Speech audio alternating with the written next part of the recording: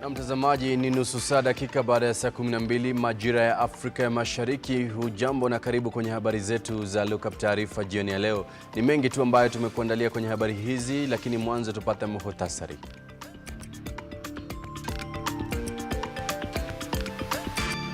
Vidokezo vinaletwa kwako kwa hisani ya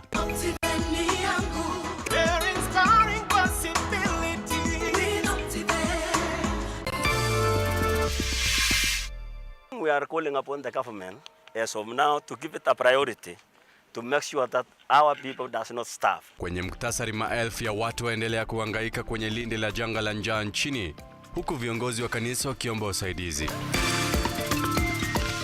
Nilipata grade ya B- whereby I was supposed to join at Egerton University on 22nd August 2022.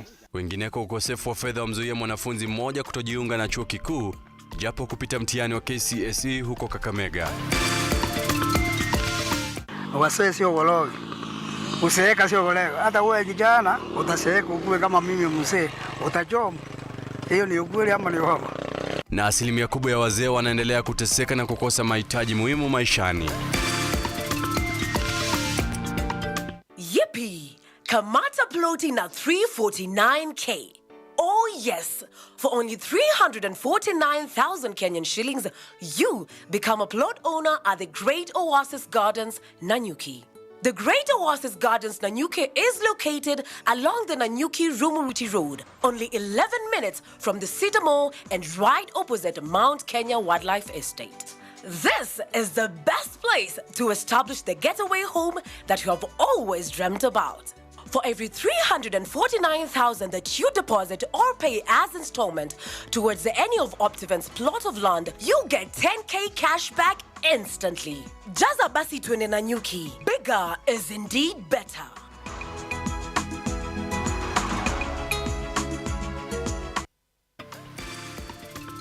Na mtazamaji, mimi kila wakati utaniita Sammy Adika, na mtafsiri kwa lugha ya ishara ni Filista Adundo.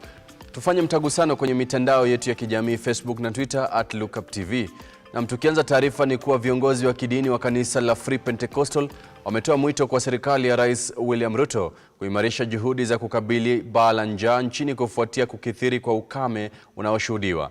Kupitia kwa Askofu John Kitur, uongozi wa kanisa hilo umesema hali ni ya kuvunja moyo katika sehemu zilizoathirika, hasa maeneo ya Turkana na Kajiado, na wamesisitiza ipo haja washikadau mbalimbali kuungana kukwamua Wakenya walio katika hatari ya kuangamia. Mwanahabari wetu Henry Tende na maelezo zaidi.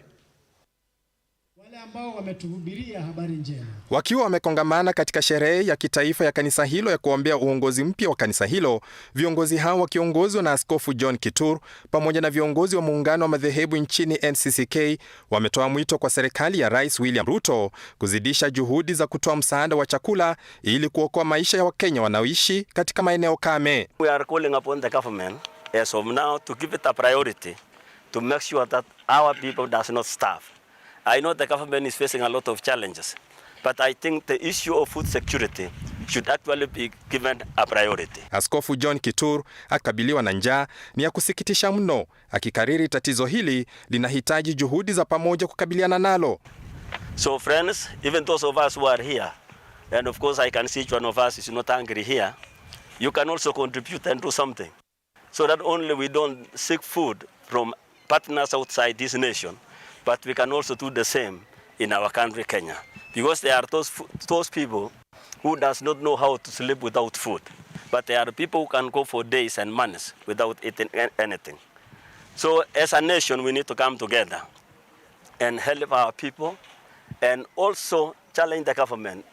Our plea as a church, we ask the government to give a priority to the food security. Kama kanisa Free Pentecostal limekuwa mstari wa mbele kusambaza misaada ya chakula hasa katika sehemu kame za Turkana na Kajiado ili kuwakamua maelfu ya watu wanaokabiliwa na njaa, japo limekiri hatua zaidi zinafaa kuchukuliwa. Quite a number of our fellow countrymen are affected by the drought. And as a church, we have moved and try our best with the little resources that we have to make sure that people don't die because of hunger. And as Free Pentecostal Fellowship in Kenya, currently we are giving a lot of food in Turkana County. and around 11,000 children who are going to school, FEFK have taken the responsibility to give them food. Yes, the drought situation is tough, but we thank God as a church we are distributing food in different areas, like in areas of Kajiado County, areas of Turkana. The GS has done his part with the board and we are distributing food. And the women ministry, we are saying that we are reaching out to the needy and we are saving and we are also giving to the ones who don't have food. Kwa sasa kanisa hilo limesema limetenga zaidi ya shilingi milioni 30 katika juhudi zao za kusaidia kupunguza makali ya njaa na kutoa mwito kwa makanisa mengine kuungana kutoa misaada ya dharura. Henry Tende, Lookuptv.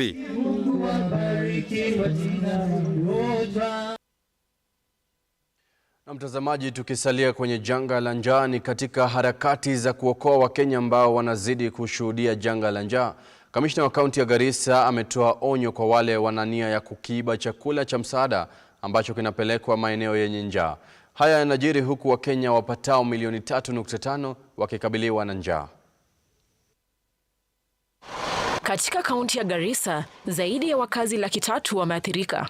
Kata zote katika kaunti hiyo zimepokea msaada, ikiwa ni pamoja na mifuko 2,000 ya michele, mifuko 3,600 ya maharagwe na nyama ya ng'ombe. We have accompanied the county commissioner as part of witnessing the food, the stuffs that were released to us by the national government, which was flagged off last week by the president. Chakula hicho ni msaada unaoendelezwa na Rais William Ruto kwa maeneo yanayoathirika pakubwa na janga la njaa. Kulingana na Rais William Ruto, msaada huo utawasaidia zaidi ya Wakenya milioni 3 ambao wameathirika. Kamishna wa kaunti ya Garissa Boaz Cherutich aidha amewaonya wale walio na nia ya kuiba chakula hicho cha msaada. Very keen on the monitoring any issue which will be reported cases of diversion of food dealt with. Kamishna huyo amewarai viongozi wa kaunti hiyo kuwa waangalifu katika shughuli hiyo ili kuhakikisha shughuli hiyo imekamilika vyema.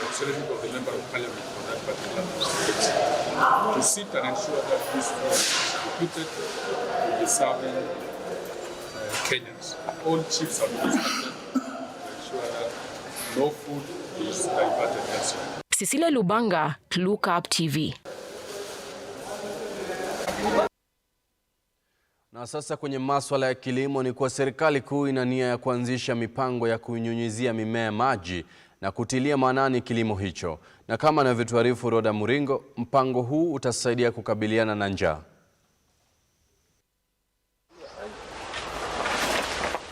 Mabadiliko ya hali ya hewa katika sehemu nyingi za nchi, yakiambatana na mvua isiyotegemewa, imechangia wakulima kupata hasara kubwa wakati mazao yao yamefeli. Some of those chewing gums that you are chewing are made from this. Akizungumza wakati wa mashauriano ya wataalamu, Katibu Saitoti Torome alisisitiza kuhusu upanuzi na uimarishaji wa kilimo kwa njia ya unyunyiziaji wa maji, huku wakizingatia upanzi wa mimea mbalimbali ili kupunguza umaskini na kuboresha usalama wa chakula ili kuinua ngazi ya maisha ya wakazi wa vijijini. One of the challenges that we are facing as a nation is actually the food shortage or the food insecurity, and that's why we are giving more emphasis. We have to reduce particularly the cost of inputs like fertilizer, and also we have to now start thinking about things like irrigation instead of relying on the rain-fed. Like now, because of this drought that has persisted for quite some time, this has really affected the agricultural output because as a country we rely so much on the rain-fed agriculture.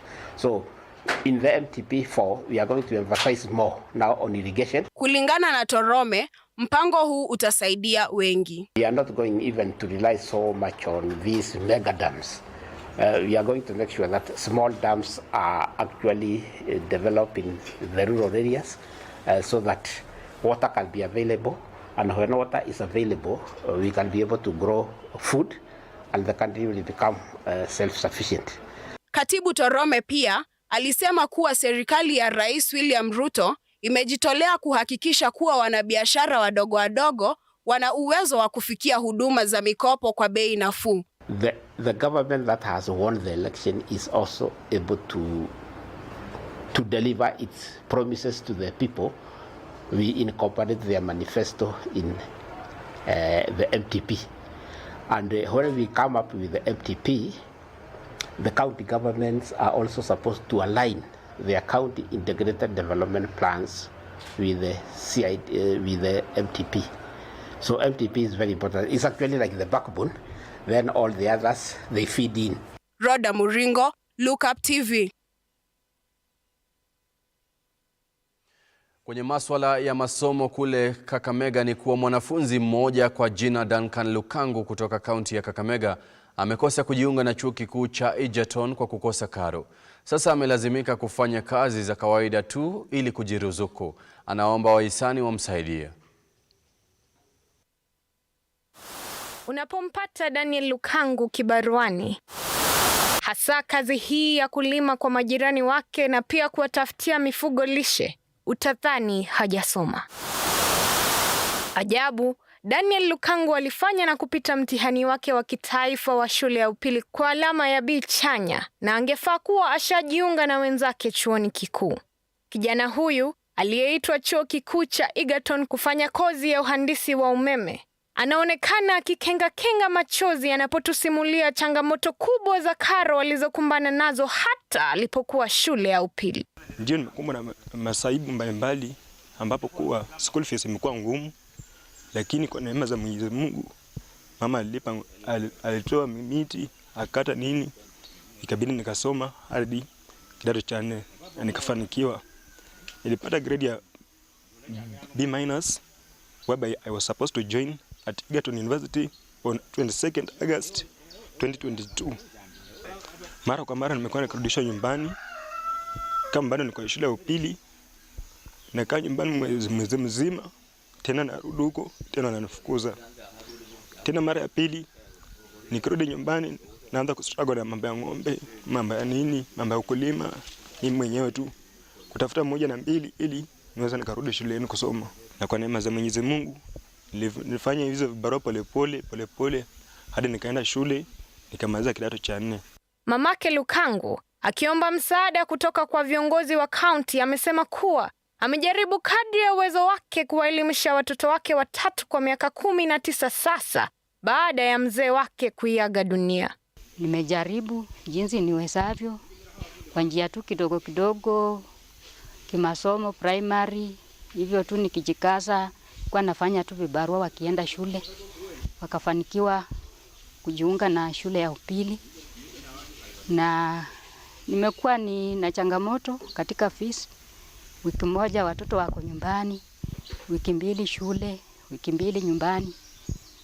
Na chenye kimekuwa kikinisaidia sana, zingine na uzako mti, wanakuja wanachukua kuni, mtoto anasomako mwezi mmoja tena anafukuzwa.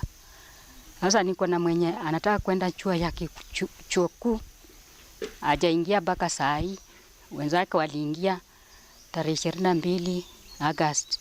Na yeye bado hako kwa sababu sijafanikiwa kupata pesa ya yeye kuingia.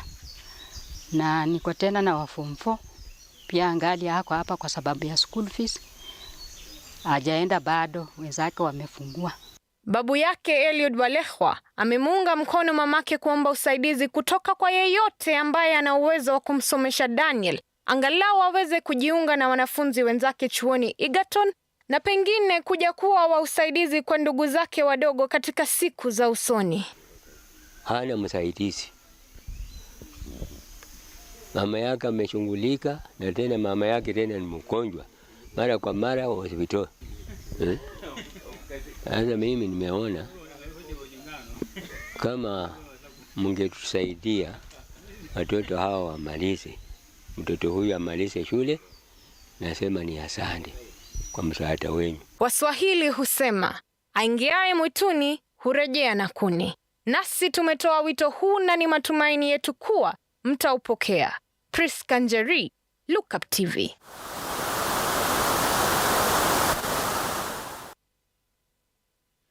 Asante sana Priska Njeri kwa taarifa hiyo nzuri zaidi. Hakika wito tutaupokea kwa moyo mmoja. Kama mtazamaji una uwezo wa kumsaidia mtu mmoja, utakuwa umepata kusaidia kizazi kizima. Kijana huyo Duncan Lukangu anakuhitaji na ananihitaji ili apate kufikia ndoto yake kwa kumaliza masomo. Na kwenye taarifa nyingine, hospitali ya mafunzo na rufaa ya Moi imewahakikishia Wakenya kwamba wako tayari kudhibitisha mlipuko wa virusi hivyo nchini. Haya yanajiri siku moja tu baada ya kisa cha kwanza kinachoshukiwa kuwa sawa na virusi vya Ebola kuripotiwa kaunti ya Kakamega. Aidha, mkurugenzi mkuu mtendaji wa hospitali hiyo ya rufaa ya Moi, Wilson Arwasa, ameashiria kuwa serikali ya nchi za Afrika Mashariki zinapaswa kufanya kazi kwa pamoja kuangazia ama kuangamiza magonjwa sugu. Akizungumza wakati wa kutia saini mkataba wa kwanza ya kazi kati ya hospitali ya mafunzo ya rufaa ya Moi na muungano wa maafisa wa kliniki mjini Eldoret, mkurugenzi mkuu mtendaji wa hospitali hiyo Wilson Arwasa amethibitisha kuwa hospitali hiyo tayari imeteua kikosi kazi kitakachobaini kisa chochote kinachoshukiwa kuwa wa Ebola na kutibiwa ipasavyo. I said we are on the Trans-Africa highway that comes from Mombasa all the way to Sudan. And I would like to say that we are ready. And you saw it during the COVID-19. You see, the approach is similar, that we have a task force that is ready and the staff have been put on the alert to make sure that any suspected cases are quickly identified and isolated, tested and treated accordingly. Arwasa aidha amelipongeza shirika la afya ulimwenguni, wizara ya afya nchini na KEMSA kwa kuipa hospitali hiyo vifaa vya kutosha vya kupima maradhi mbalimbali. You know, the lessons that we learned in COVID-19, the need for preparedness, the need for adequate staff training, adequate PPEs, personal protective equipment, which we have more than enough actually. From the COVID era, we have enough, and we must also laud the Ministry of Health and KEMSA because they have supplied adequate PPEs to all facilities. Peter Washira, mwenyekiti wa muungano wa maafisa wa kliniki nchini Kenya, ameashiria kwa mkataba wa makubaliano kati yao utaimarisha huduma kwa Wakenya. Tripartite setting of an employer, an employee and a government is to entrench democracy within the workplace so that the employee as they work, they feel that they actually contribute to how they are managed by the employer. And it has been shown by many researches that actually this contributes to increasing productivity. And when you increase that productivity, you are then rendering better and quality services to mwananchi. Wakati wa hafla hiyo, maafisa wa kliniki wameashiria imani kuwa mkataba waliotia saini utashughulikia changamoto zao na kuzitaka kaunti zingine kukumbatia mkataba huo sawia na mashirika ya kibinafsi. We acknowledge that indeed this is the first CBA we are getting, that we expect it to be registered in a few days to come. And indeed, this set a pace for other institutions, including the county government through the COG and also the Ministry of Health, KNH, KUTDRH, and many other institutions. Sammy Adika, Lookuptv. Mtazamaji, kufikia hapo tunachukua muda mfupi wa mapumziko. Usibanduke, manake baada ya dakika mbili tutakuwa tunarejea kukutaarifu mengi zaidi, hususan kwenye makala ya Sauti ya Mwananchi inayokujia kila siku kwenye habari zetu za Lookup Taarifa.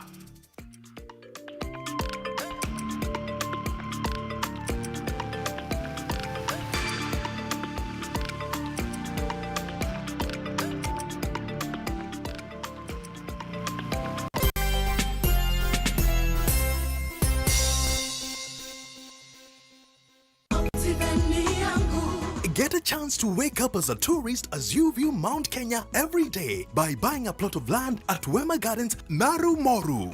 At only 400 meters off tarmac, this is the right place to build your dream home, cottages or holiday homes. You can also buy this property to give to your children as a special inheritance. Water and electricity are in the vicinity, while neighbors are already building their homes. These plots are specially ready for you with title deeds scheduled to be out in 6 months.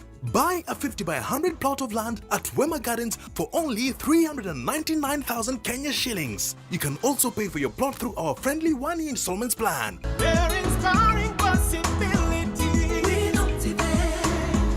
Vera Beauty and Fashion College. is focused on being the leading technical and vocational training institute in the region. Our team possesses in-depth knowledge and extensive experience in the industry, offering thorough training in cosmetology, hairdressing, interior design, creative arts, training of trainers, nail technology, and fashion design. With branches in Nairobi, Thika, Meru, Eldoret, and now in Mombasa, our courses ensure that learners are completely equipped with knowledge, competency, and employability skills. Enroll today to be a part of a center of excellence.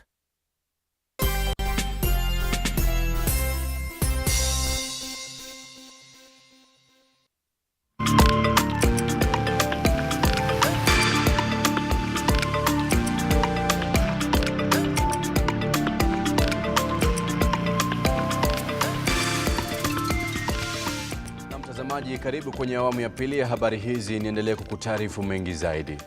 Dunia hii leo imeadhimisha siku ya wakongwe, huko Kenya ikijumuika na mataifa mengine kuadhimisha siku hiyo. Katika kaunti ya Kisii, mashirika yasiyo ya kiserikali yamewasihi wananchi kuwatunza wakongwe, kwani wanachangia pakubwa katika ukuaji wa jamii.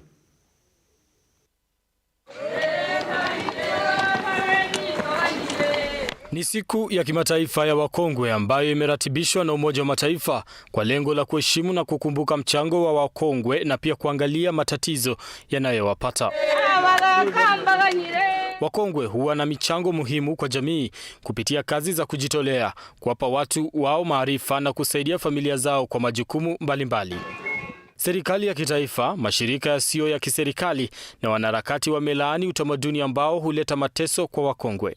We are here to mark the World Elderly Day, tukimark in Nyagonyi, being that here we had victims, we had even survivors.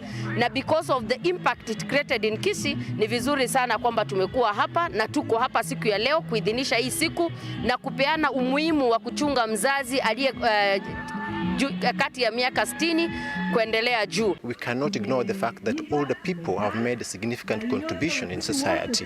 And two, unfortunately, society has never appreciated those contributions that older people have made. And thirdly, the context and environments within which we live, again, are quite discriminatory, starting with the legislation through policies and programs for older people.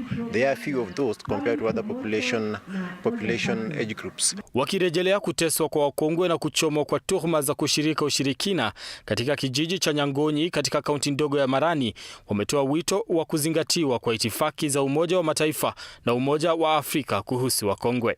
Wasee sio walogi. Useeka sio walogi. Hata wewe kijana utaseeka ukue kama mimi mzee, utachoma. Hiyo ni ukweli ama ni uongo? Wacha kusumbua wasee na wamama, sio walogi. Niguse wanasika hawa wazee.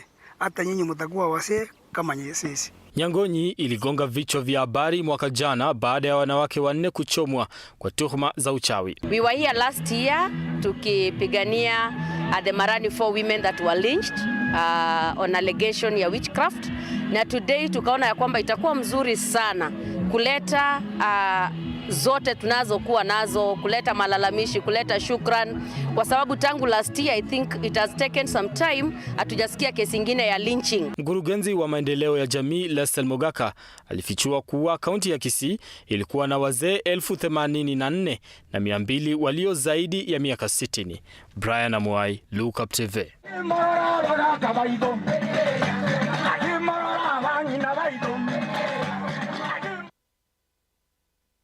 Kwingineko, ni miezi 18 baada ya mchanganuzi wa masuala ya usalama Mwenda Mbijiwe kutoweka asijulikane alipo. Hata hivyo, familia ina imani kwamba serikali ina ufahamu kamili alipo mtoto wao. Kulingana na mamake Mwenda Mbijiwe, Jen Gatwiri, wanaomba tu haki itendeke. Kijiji cha Sirimoni, simanzi kutanda katika nyumba hii ya mwenda zake Mwenda Mbijiwe.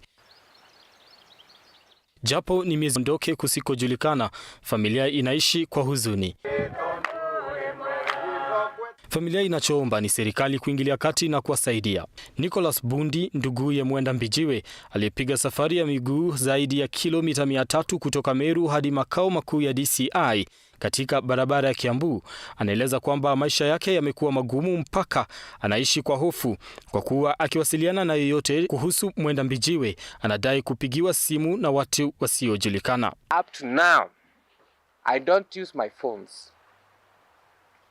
Each and every person that I can talk to, that guy will be tracked. I've gone for DNA tests like 7 times.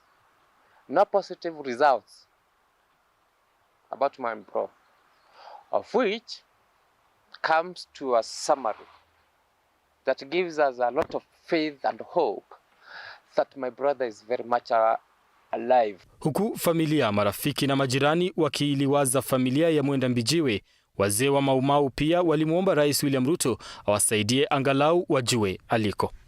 Wakati Deputy President alipokuwa area hii yetu, alisema ya kwamba Mwenda amezuiliwa na watu wakubwa, na kwa hivyo tuna imani ya kwamba Mwenda yuko hai na serikali inajua mahali yako, kulingana na maneno ambao Deputy President wetu ambaye tunapenda sana alivyoyaongea.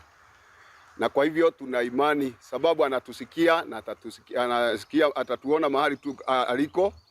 Tafadhali kumbuke hiyo ni ahadi moja aliyotuahidi wakati wa kampeni ya kwamba wakiingia katika serikali watatutolea Mwenda mahali yako na watuletee.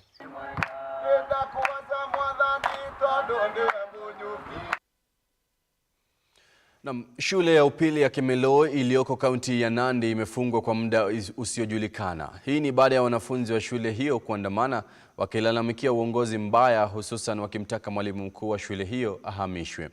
John Omari anatuletea haya na mengi katika mseto wa kaunti. Hii ni mara ya 3 shule hii ya upili kufanya maandamano mwaka huu, kimnyoshea mwalimu mkuu kidole cha lawama kwa usimamizi mbaya wanaosema umeshindwa kutatua matatizo mengi shuleni humo. There is a problem in this school and the ministry should come in and sort it out as fast as possible. We do not want to see a school which we founded, gave it a solid foundation, being taken to ruins. The students in their demands have stated that if the principal is not removed, they'll ban the school. So today it has been officially closed for 1 month.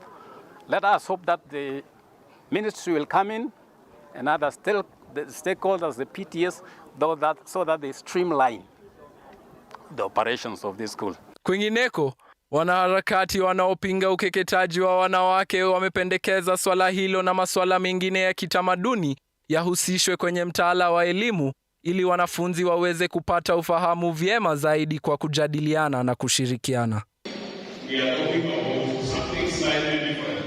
Akizungumzia katika hafla ya Tubonge na Comrades, Profesa Kiplagat Lotut kutoka Chuo Kikuu cha Embu alihimiza taasisi za elimu zihakikishe zimewajumuisha wanafunzi kutoka asili mbalimbali ili waweze kuelimishana.